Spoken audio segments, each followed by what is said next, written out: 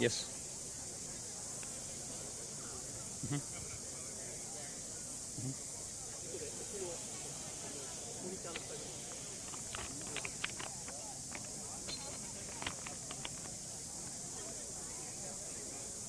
30-second warning.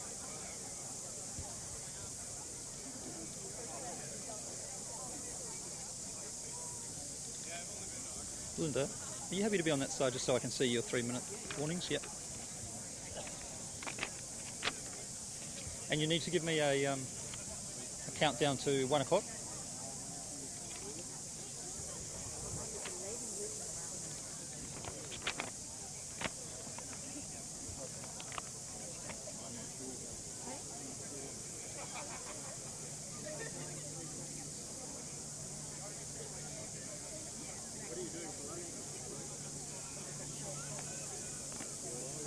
How big do you think the crowd is? Okay. Gathering now, isn't it? Usually a few thousand. Yeah. Maybe getting up to 1,000 now. He's ready when we are. You okay? Should we start?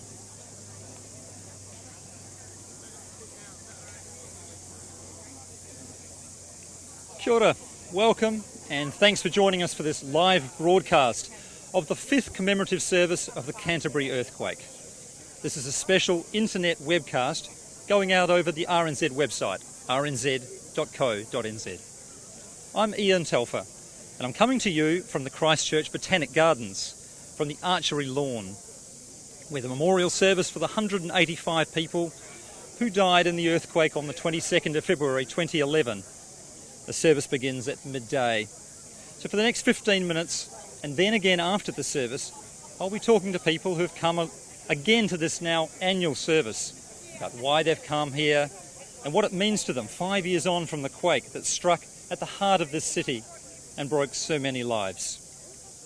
I'd like to start this morning with a Navy officer. Please come in. This is Lieutenant Commander Kane Sutherland from the Navy ship Canterbury. Kane, you were there that big day? I was on the offshore patrol vessel Otago, just off the coast of Oamaru, when we got the call that the earthquake had struck. Wow, and you had to come straight here? We did. We turned straight around and headed straight for Littleton. We stopped by in Akoro Harbour just after sunset initially, before heading back around to at anchor off Littleton. And so what do you remember most from those early days? After sunrise, after we came in the next morning, from where we were, it didn't really look like much had happened at all. It wasn't until we got alongside the wharf and we got ashore that we realised how bad it was. And I think for me, it was when I saw the time tower in Littleton and the destruction that occurred with that I realised how bad it actually was. Right, because that was pretty much destroyed? It was, and yes. From there, Littleton a mess? It was. So once we started doing the cordons in the main street, a lot of the buildings had been destroyed. I remember standing there with no one in the town at about 2 o'clock in the morning, and it was just silence. And so those first few days, what were you doing? We had 4 ships that responded initially. The Canterbury was already alongside. The Otago and the inshore patrol vessel Pukaki were just off the coast, and our surveying ship, the Resolution, she happened to be surveying off Littleton as well.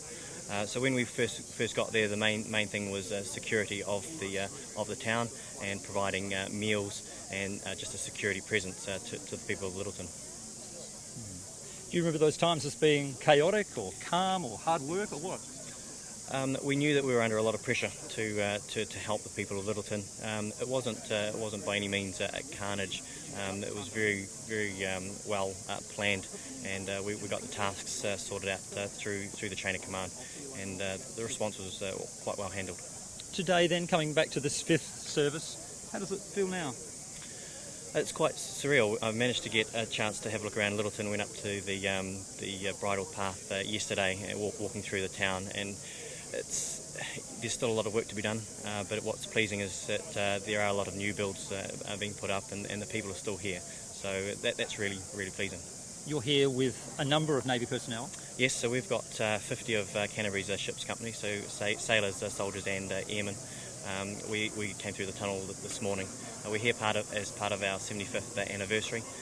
So part of that is attending this service, which is really good because it allows our sailors, soldiers and airmen the opportunity just to remind themselves of the important role that they play in the community, but it also gives us a chance to remind the people of Canterbury that their ship, their sailors, soldiers and airmen are here and are still here for them. Thank you. Thanks for your time this morning. No problem. I'd love to bring in now Richard Hopkins. Richard, good morning. Come in a little bit closer. Thank you. Maybe come up a little bit. How's that? Richard, your family was personally affected. Yeah, we were personally affected. My brother-in-law, John, his parents had just ventured out into the city, being brave as elderly parents after the September quake. So it was the first time they'd been out and thought they'd head out themselves into town. And that's obviously when the February quake struck, and unfortunately we lost both of them. So that was a bit of a shock to the family. We couldn't get hold of them for a few days, and so that was quite bad for Nick and John. Wow! So they were just for the first time. But just for the first time, they just got a little bit of bravery about them. Thought that they wouldn't bother with the family and get a lift into town, so they thought they'd catch the bus. And yes, unfortunately, that was the last we'd seen of them. Really unfortunate. And you never saw them again? We never saw them again, no, never saw them again until obviously the funeral. These memorial services, have you been coming before? No, we haven't. For no other reason, we thought it was 5 years on. We're Cantabs through and through, and we just wanted to pay our respects, obviously firstly to our family and then really to the city. I think the city's moved on, in a good, much better space now. There's obviously the poor number that still have their insurance payouts that need to be, handled and so forth. But no, we just sort of felt it was right for us to just come and take some time out and reflect on the last 5 years for us today. And of course there was a quake just 8 days ago. Yeah, it it sort of brought it all back. We hadn't really talked as a family that we were, that we were coming to this. But that last Sunday, it just sort of gave us all a wee shake-up that Mother Nature can be relatively strong when she wants to be. So here we are. And so do you think this morning will be hard, or do you think it'll be calming in some way? I think it's calming in some ways. Obviously everyone will handle it differently. Cantabs were a relatively resilient lot, but it's just great to see everyone out here paying their respects, from the various organisations. It's a nice feeling, good day for it as well. Is it still important, this memorial service, that it happens every year? Look, probably not quite so much for us. We feel that the 5-year and the 10-year milestones is pretty big. It reminds us, how much Canterbury's come on. You just need to walk around town after you haven't been in town for a month or so, and there's massive development going on. So, we're really proud of everything that's moving ahead in the province. Thank you, Richard. Yeah, Richard Hopkins, thanks for your time very much. Thank you. We're at the Quake Memorial Service in Christchurch, at the Christchurch Botanic Gardens, and this is a webcast for Radio New Zealand. I'm Ian Telfer, and this morning we're just preparing for the service which begins at midday by talking to people who've been personally affected and who are here maybe for the first, or maybe who've been here every year at this service. And another one who has is Trish Middleton. Thank you, Trish, for doing this. Trish, did you want to tell us yourself? You're from Canterbury? I am from Christchurch. From yes. Christchurch. And you were there that day 5 years ago? I was a teacher, a special needs teacher at a school over on the east side, Linwood Avenue School, and we had a lot of very distraught children, of course, and I think the picture of calm at the time, but... as you had to be? As I had to be, and when I left I had to drive home, of course, and it took me about 4 hours to get home, and I wasn't quite so calm then, I must admit. And I had one of those I'm going to die experiences on the way home when a big tree I was parked beside started to rock in an aftershock and almost looked as though it was going to come out of the ground, and I really thought that was it then, but I got home about 4 hours. It normally took me about 15 minutes to get home, so that was terrible. So you come to this service, do you, every year? I have come to every one except the very first one, because I was back at school teaching again. So, but since I've retired, I do come, and our daughter has come over from Melbourne for this one. She was here when it happened as well. She lives in Australia now, so this is, I suppose, the 5-year one is especially significant. Why do you come? It's a very emotional day, I think. I wake up feeling differently. Today I woke up and I thought, this is the day. So I think it'll always be like that, really. It's we've always lived here, and yeah, we're some of those people who are going through all the insurance worries, and it's difficult to move on. And after 5 years, you can see hundreds, thousands of people exactly, even. But I think the 5-year one is probably quite significant, really, for everyone. And just the time?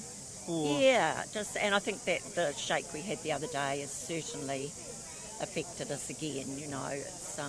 We were starting to become a bit complacent, maybe, relaxed a bit more relaxed is a better word, and I think that one the other day really shook us up. And why? Because it threw you back into it? Well, I think it was probably the worst one I've ever gone through in our house, and I've had loads of aftershocks, but that was a very big one, and it was terrifying. And because I'd been at school and I'd been in other places when there'd been other ones, and yeah, so I think it has shaken us up a bit, and made us wonder whether we should be staying in Christchurch or moving on. Really? So big questions even. Yes, yeah. But so the service, what part is it that moves you most about this? I think probably when they read out the fatalities, and that sort Which of is thing. got a roll call of everyone who died. Yeah, but the whole thing really, just the mood in the city today. We've parked across the other side of the city and walked through, and there was a different sort of a feeling in Christchurch today. Interesting, it was, apart from all the builders being around, and it was just, had an unusual feeling to it, I felt. So, One to remember. Yeah, or forget, Never if you forget. can. Thank you. Okay. Yeah, Trish Middleton, a teacher from Christchurch. Thank you so much. Okay. Thanks for being Thank with you. us. I'm going to bring in now a senior reporter from Radio New Zealand, Rachel Graham. Hi. Good morning, Hi. Rachel. Good morning. Thanks for being here. Rachel, you've been through all of this too. Yeah, sure have, yeah. What do you remember most when you go back to that day 5 years ago? On that day, I was in the Radio New Zealand office, which is in the central city near the court there. I guess, as with everyone, it just a real shock out of the blue that suddenly this very large earthquake hit. I think a lot of us had started to feel like maybe the worst was over. In fact, I'd spent that morning doing a package on a news item about how well Christchurch was recovering 6 months on from the big one on September the 4th. So when it hit, it really felt like, for me, one thing was that the desk felt like it was just leaping around, just up in the air. Then once it was over, we sort of gathered ourselves and quickly wanted to get out of the building, out into the street, and the street was just thick with dust. There was just you could barely see, sirens going off all over the place. The ground was fractured. There was these holes in the ground all over the place. So for us, I guess it was had to gather ourselves up. It shocked, obviously, like everyone in Christchurch, and then had to get back to actually reporting and telling people about Right, so you've got the shock of the actual event of living through it, but then you've also got to do your job. Yeah, that's right. It's certainly, I think that's very difficult at times. You've got to actually just focus on your job that you've got to get back to. On a certain level, though, too, I think at least it gives us something to focus on and almost take your mind off the fact of what is going on and I guess what it means for your city. You have to get back and do the work. Of course, you have to do that again every year at the memorial service too, don't you? That's right, yeah, I guess a little bit of personal and a little bit of work? Absolutely, it does take you back. I mean, it was such a shocking, sort of unreal experience in many ways. The streets that all of a sudden just completely transformed, and buildings that were falling down. It was quite unreal. And we were a small, relatively small town, and certainly, I know people that were in the CTV building, people I worked with that were very closely tied with them. So it's got an emotional impact on everyone. It's very difficult to sort of balance those sort of aspects of, the shock and actually dealing with what's going on in the city. Well, people are obviously gathering again. It sounds as if the service is just about to begin. So we might pass over to the webcast. If you look on the Radio New Zealand website, just on a box below this one that you're watching us from, you'll see another box that is opened up for the webcast that's coming from the Christchurch City Council. So I encourage you to go there now and start to watch the pictures that will come and the sound that come from the service. that's just beginning for this 5th memorial service for the earthquake from 2011. And we'll come back to you after the service as we walk down to the Avon and the Bridge of Flowers and the events there. And we'll talk to people in the crowd about their experiences and why they've come again to this 5th service. Thanks for being with us.